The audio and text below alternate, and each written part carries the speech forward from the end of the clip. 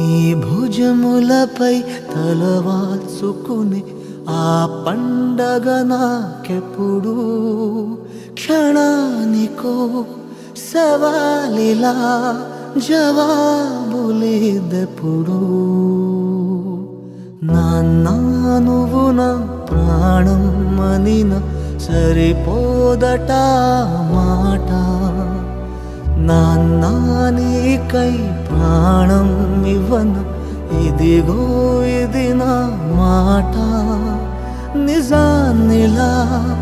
అనేదిలా ఇవాళ నీ ఎదుట